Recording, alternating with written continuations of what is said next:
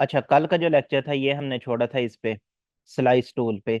इससे हम क्या करते थे कि कस्टमाइज अपनी मर्जी के साइज का कोई ब्लॉक बनाते थे, और कस्टमाइज जगह पे, ठीक है, जिसमें सबका साइज इक्वल नहीं होता था। ठीक है, अब ये देखें, जैसे इसका साइज सबसे बड़ा है, और ये वाला जो है, लेफ्ट वाला और राइट वाला, ये लंबाई में ज्यादा है, और ये जो सबसे नीचे वाला है, ये विड्थ में भी और हाइट में भी सबसे छोटा है, और ये जो सबसे ऊपर वाला है, ये विड्थ में सबसे ज्यादा है। ठीक है, मतलब ये सारी इक्वल डिस्ट्रीब्यूशन नहीं है इन सब में। अब फॉर एग्जांपल मैं चाहता हूँ कि एक तरतीब में और अपनी मर्जी के नंबर्स और रोज का वो साइज जो है, ठीक है, वो ले लूँ। तो उसके लिए मैं क्या करूँगा, राइट क्लिक करूँगा, और स्लाइस टूल से भी जो नीचे है, स्लाइस सिलेक्ट टूल, इस पे मैं क्लिक कर दूंगा। ठीक है, इमेज जो ये पहले मैं उसके अकॉर्डिंगली ले लेता हूँ कोई।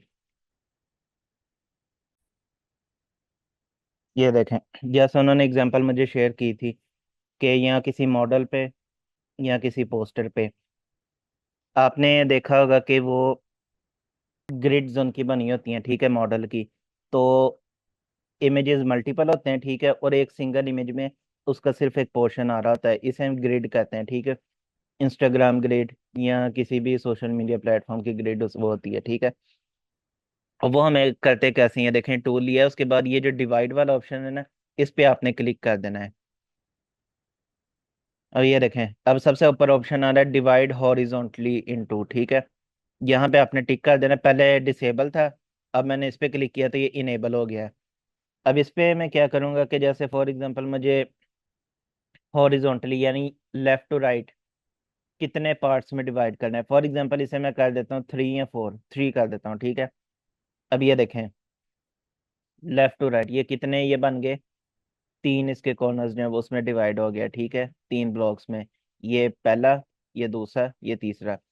उसके बाद वर्टिकली यानी ऊपर से नीचे जो लाइंस हैं, ठीक है, अब ये हॉरिजॉन्टल लाइंस है, अब ऊपर से नीचे लाइंस लग जाएंगी। ठीक है, और इसे वर्टिकली डिवाइड कर देंगे। अब मैं इस पे क्लिक करता हूँ, ठीक है, और इधर मैं कर देता हूँ 300, 3, ठीक है, यानी इधर भी मैंने 3 में डिवाइड करना है। ठीक है, अब ये टोटल कितने 9 ब्लॉक्स बन गए।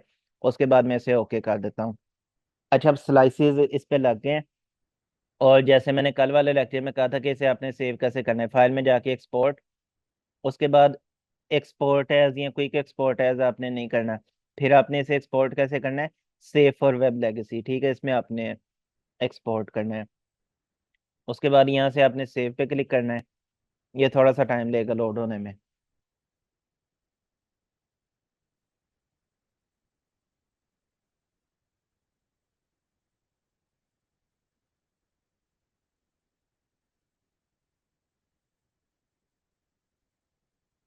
आ गया। अब उस पे उसके बाद फिर जब ये आपने इस पे सेव पे क्लिक कर देना, जब ये इनेबल हो जाएगा, जिस फोल्डर में आपने करना है सिंपली उस फोल्डर में आपने इस पे सेव पे क्लिक कर देना है, फिर आपने इसे सेव कर देना है।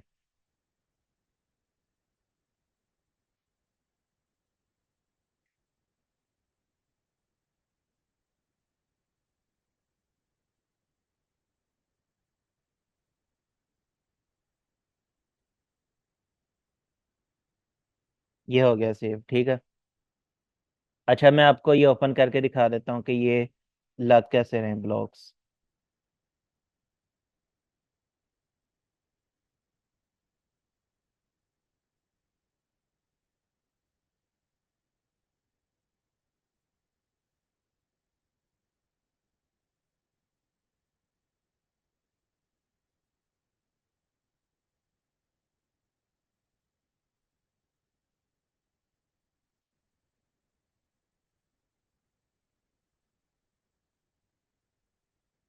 स्क्रीन विजिबल है सबको, ये देखें, ये है इसका फर्स्ट इमेज। इसी तरह से मैं नेक्स्ट करता हूँ, ये सेकंड इमेज है, ठीक है, ये थर्ड, ये राइट साइड पे सारा एम्प्टी था। उसके बाद ये चौथा कान वाला एरिया, फिर ये दरमियान वाला सबसे मिडल वाला फिफ्थ, ये सिक्स इमेज, ये 7, 8, उसके बाद ये 9। तो ये जो ग्रेड्स हैं ये हम इस तरह से क्रिएट करते हैं। तो ये तो था स्लाइस टूल का रोल। अब मैं एक डिफरेंट इमेज सिलेक्ट करता हूँ नेक्स्ट टूल के लिए।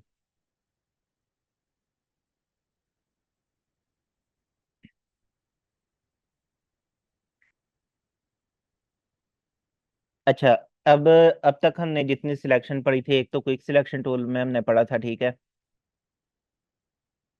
क्विक सिलेक्शन टूल से अगर हम करें सिलेक्ट सब्जेक्ट, दो तरीके हैं से, तो खुद ब खुद ऑटो सेलेक्ट कर लेता है जो भी इमेज में सब्जेक्ट पड़ा हो, ठीक है, जैसे ये।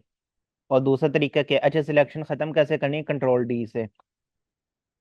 दूसरा तरीका क्या है कि क्लिक करें और ड्रैग करें, वो जो एरिया, ठीक है, वो खुद ब खुद सिलेक्ट हो जाएगा। अगर कहीं से ज़्यादा सिलेक्ट हो गया तो वहाँ आर्ट के साथ क्लिक करके उसे डी सिलेक्ट हम कर सकते हैं, ठीक है। ये थोड़ा सा मैनुअल तरीका है। और दूसरा उसके बाद फिर ये मैंने ऑलरेडी आपको बता बता दिया था, इसी वजह से मैं इसे अब मज़ीद ज़्यादा इलेबोरेट नहीं कर रहा। अच्छा, उसके बाद फिर ये जो नेक्स्ट टूल है, ये है ऑब्जेक्ट सिलेक्शन टूल। इससे क्या करते हैं कि अगर फॉर एग्जांपल मल्टीपल ऑब्जेक्ट्स हों किसी भी पिक्चर में, हमें अपनी मर्जी के कुछ एरियाज या ऑब्जेक्ट्स हैं, ठीक है, वो सिलेक्ट करने हैं। उसके लिए क्या करूँगा कि ये देखें, ऑब्जेक्ट सिलेक्शन टूल जो है, इसका मैं यूज़ करूंगा, ठीक है। उस ऑब्जेक्ट के गिर्द में क्या करूंगा, सिर्फ एक सर्कल बना दूंगा, जैसे ये वाला ऑब्जेक्ट है, ठीक है। यहाँ पे क्लिक किया, क्लिक करके रखना है, छोड़ना नहीं है। उसके बाद ये देखें, ये लाइन को ड्रॉ करता हुआ मैं लेके जा रहा हूँ इसके इर्द गिर्द ही, इसके इर्द गिर्द लाइन को ड्रॉ करता हुआ लेके जा रहा हूँ, और जिधर से मैंने शुरू की थी वहीं पे वापस आके मैंने माउस के क्लिक को छोड़ देना है। तो ये देखें, खुद ब खुद वो सारा एरिया जो वो सिलेक्ट हो गया। उसके बाद कंट्रोल शिफ्ट फ्लाई से सिलेक्शन को इन्वर्स करके डिलीट वाला बटन प्रेस करता हूँ, तो वो एक्स्ट्रा एरिया जितना भी है वो सारा डिलीट हो गया, ठीक है। तो ये था सिलेक्ट सब्जेक्ट टूल का यूज।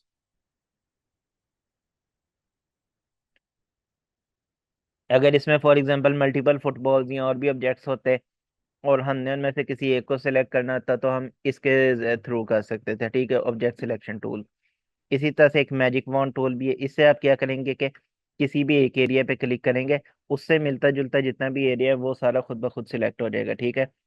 लेकिन इसके लिए भी वही कंडीशन है कि कलर में बहुत ज़्यादा कंट्रास्ट हो। जैसे ब्लैक एरिया पे सिलेक्ट किया था, तो ये देखें, ब्लैक जहाँ जहाँ आ रहा था वो सिलेक्ट हो गया, लेकिन जहाँ पे सैचुरेशन आ गई थी तो वहां से इसने सिलेक्ट नहीं किया।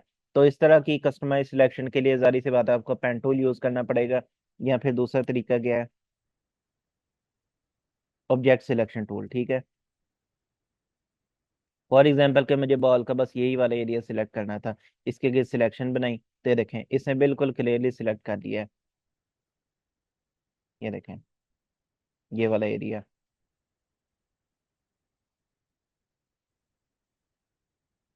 अच्छा, अब इससे जो नेक्स्ट टूल है ये है, इसे हम कहते हैं फ्रेम टूल।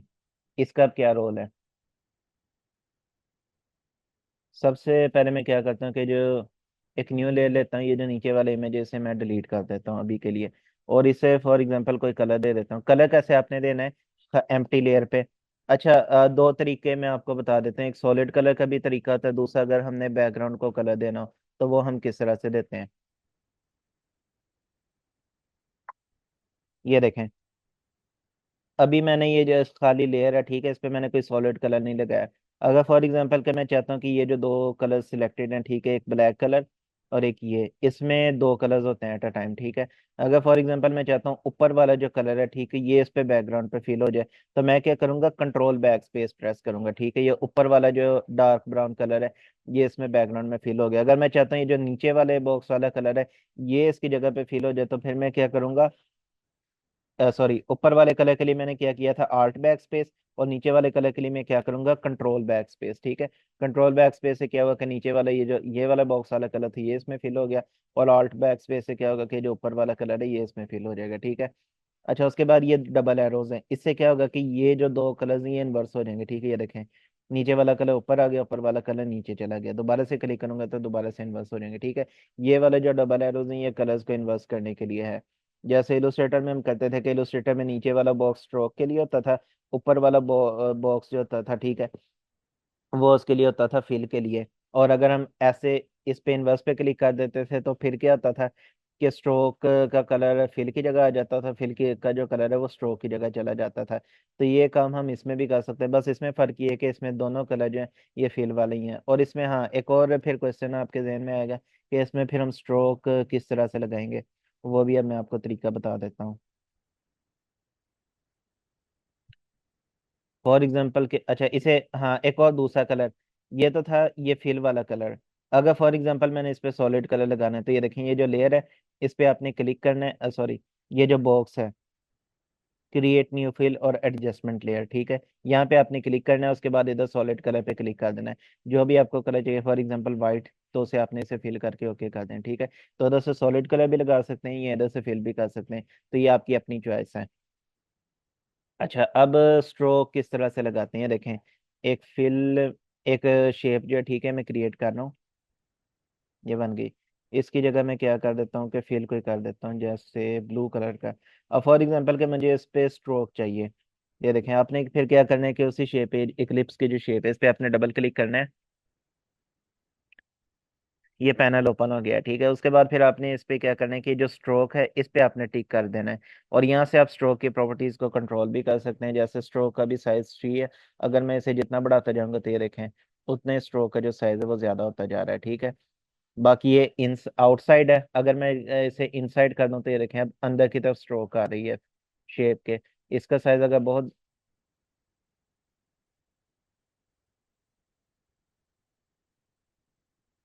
ये कम हो गया, ये इसका साइज ज्यादा हो गया स्ट्रोक का, ठीक है। अच्छा, अब ये इनसाइड और ये सेंटर, यानी स्ट्रोक का हाफ पोर्शन जो होगा सर्कल के अंदर, हाफ पोर्शन जो होगा वो सर्कल के बाहर होगा, ठीक है। मैं इसे आउटसाइड ही कर देता हूँ। अच्छा, बाकी ये ओपेसिटी वाली प्रॉपर्टीज हैं, और ये है वही ब्लेंडिंग ऑप्शंस, ठीक है। जैसे मैंने बताया था कि दो लेयर्स को मर्ज करने के लिए यूज होता है, इसे मैं नॉर्मल पे ही रहने देता हूँ। तो यहाँ से हम के इस पे स्ट्रोक या कोई भी प्रॉपर्टी अगर लगाना चाहें तो वो लगा सकते हैं। अच्छा, अब मैं बताता हूँ कि शेडो किसी शेप पे कैसे लगाते हैं। एफएक्स में जाना है, एफएक्स में जाने के बाद अगर मैं ड्रॉप शेडो कर दूं, तो इस पे मैं शेडो जो है वो भी अप्लाई कर सकता हूँ। जैसे इलस्ट्रेटर में क्या करते थे, इफेक्ट स्टाइलस ड्रॉप शेडो, और इसमें हम क्या करेंगे, एफएक्स में जाना है, ये जो लेयर्स के सबसे नीचे है, उसके बाद आपने इस पे ड्रॉप शेडो जो है, ठीक है, वो अप्लाई कर देना है। और प्रीव्यू जो है ना, वो आपने ऑन रखना है, ताकि जो भी आप इसमें चेंजिंग कर रहे हैं, ठीक है, वो नज़र भी आए। फिलहाल अभी आज के जो टॉपिक है, इसमें मैं इसे रहने देता हूँ। अभी मैं जो नेक्स्ट टूल है इससे, ठीक है, वो अब मैं आपको बताता हूँ, फ्रेम टूल।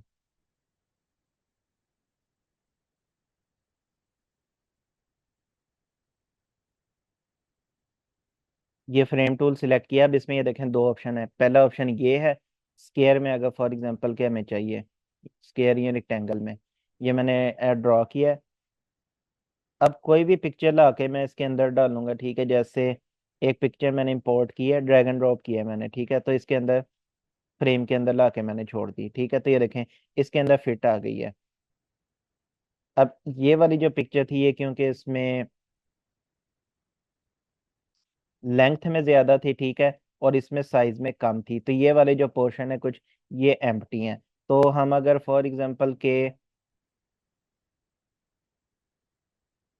इसका साइज कम या ज्यादा करना चाहें, तो मैंने इसके लिए क्या किया कि डबल क्लिक किया है, ठीक है। तो ये रीसाइज करने की जो ऑप्शन है, ये मेरे पास इनेबल हो गई है। तो इसे मैं फिर बाद में भी इसे एडजस्ट कर सकता हूँ, ठीक है। तो ये देखें, ये फ्रेम में लग गई है, ये जो पिक्चर है। अच्छा, जब आपने इसकी पोजीशन एडजस्ट कर ली, तो जो सिलेक्शन है वो इधर की बजाय आपने इधर ले आनी है इस पे, ठीक है। ताकि जब आप अगर फॉर एग्जांपल इन फ्यूचर आपने मूव करना पड़े, तो ये पूरी की पूरी मूव हो। अच्छा, ये तो था इसमें रेक्टेंगल में।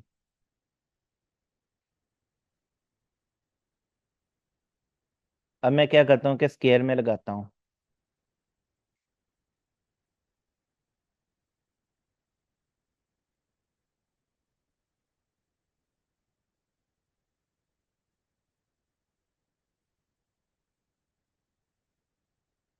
तो ये देखें, ये स्केयर में लग गई है।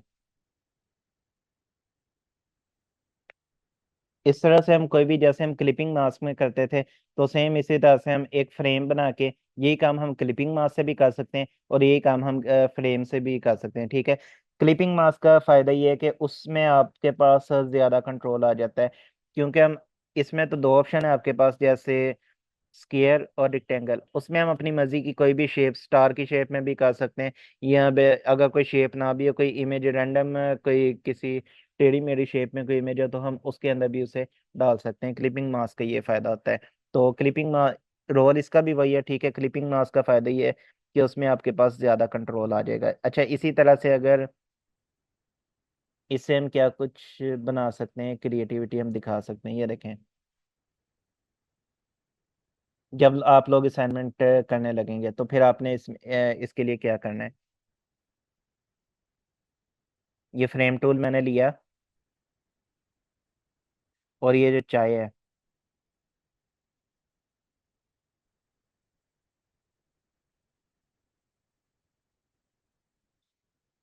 इसके कॉर्नर्स को मैं एडजस्ट कर लेता हूँ।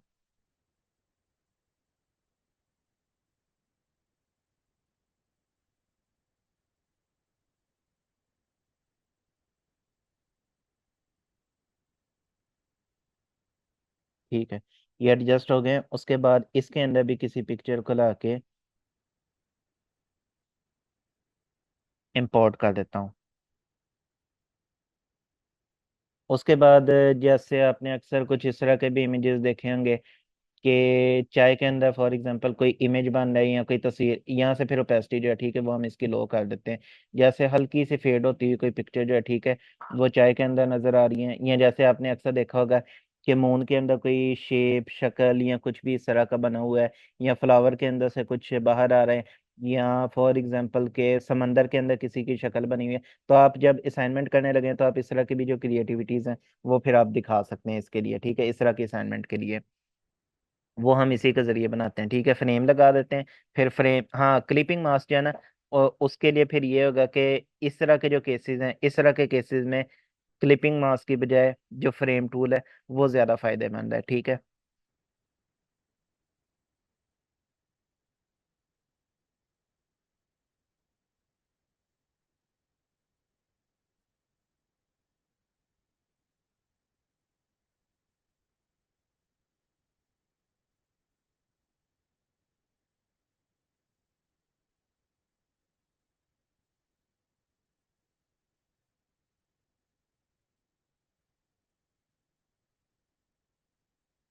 अब आज का एक और मैं आपको टूल बताता हूँ, टेक्निक। जैसे हमने कलर चेंज किया था, ये अगला जो टूल है हमारा ये है हिस्ट्री ब्रश टूल। कि इसका इसको हम किस तरह से यूज़ करते हैं। अच्छा, लास्ट टाइम कलर चेंज करने की मैंने आपको एक टेक्निक बताई थी, जो अब मैं आपको टेक्निक बताने लगा हूँ ह्यू सैचुरेशन वाली, उससे भी हम कलर चेंज कर सकते हैं। वो किस तरह से, ये देखें, लेयर सिलेक्टेड है। उसके बाद आपने क्या करना है कि यहाँ पे आपने क्लिक करना है, और ह्यू सैचुरेशन इस पे आपने क्लिक कर देना है, ठीक है। ये आपके पास प्रॉपर्टीज आ गई हैं, ये आपने प्रॉपर्टीज में देखना है, ठीक है। अच्छा, उसके बाद इसकी शॉर्ट की भी अगर आप कंट्रोल यू प्रेस करेंगे तो फिर भी ह्यू सैचुरेशन वाला जो बॉक्स है ये खुल के आपके सामने आ जाएगा। अच्छा, अब यहाँ से आपने क्या करना है कि कलर इसका चेंज कर देना है। फॉर एग्जांपल इसका अगर मैं कलर यहाँ स्लाइडर को इधर से पकड़ के आगे ले जाऊँ, ये प्रॉपर्टीज वाले पैनल में, तो ये देखें कलर चेंज कर रहा है। पहले रेड था, इसका कलर ऑरेंज हो गया, उसके बाद येलो, फिर ग्रीन, फिर स्काई ब्लू। पीछे अगर मैं लेके जाऊँ तो पर्पल हो गया, ब्लू हो गया, नेवी ब्लू, फिर अगेन स्काई ब्लू। ठीक है, तो जो कलर मुझे चाहिए, जैसे अगर फॉर एग्जांपल ग्रीन कलर या फिर पर्पल, फॉर एग्जांपल मैंने पर्पल करना था, ठीक है, तो यहाँ पे ला के छोड़ दिया। लेकिन अब इसमें एक प्रॉब्लम आई है कि जो जैकेट का कलर जो मैंने चेंज करना था जर्सी का, तो वो तो हो ही गया, लेकिन साथ में प्रॉब्लम ये है कि जो इसका फेस और ओवरऑल जो इमेज है उसी की टोन का जो कलर है, ठीक है, पूरे इमेज की टोन का जो कलर है वो चेंज हो गया। तो अब इसको हम किस तरह से रिकवर करेंगे, ये देखें, हिस्ट्री ब्रश टूल लेंगे, ठीक है, और इसकी जो हार्डनेस है इसे आपने कम ही रखना है। अगर आप 100 पे रखते हैं तो फिर इसका क्या नुकसान होता है, और ये देखें। अच्छा, अभी ये क्या है कि ये शार्प है, ये देखें इसके जो एजेस हैं। तो आपने हमेशा क्या करना है कि ये देखें, अचानक जब कलर जो है वो शार्प चेंज हो के इधर से चेंज होगा तो ये आपको थोड़ा सा आर्टिफिशियल लगेगा। तो आपने क्या करना है कि इसकी जो हार्डनेस है उसे आपने थोड़ा सा कम ही रखना है, जैसे 83%, ताकि ये सडन चेंज ना है बल्कि ग्रेजुअल चेंज है, ठीक है, वही आपको फील हो, साइड से थोड़ा सा फेदर एरिया जो है वो आपको फील हो।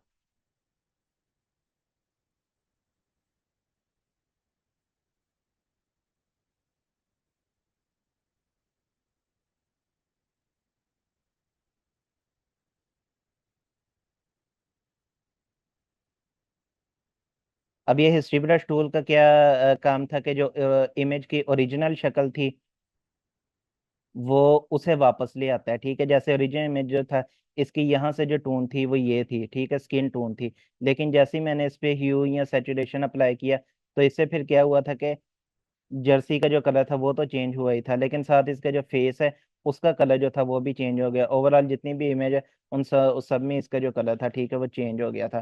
तो इससे मैंने क्या किया कि अप्लाई आपने पूरे इमेज पे ही कर देना है। उसके बाद जो एरिया आप चाहते हैं कि रिकवर कर लें, तो उसे अपने हिस्ट्री ब्रश टूल से रिकवर कर लेना, ठीक है।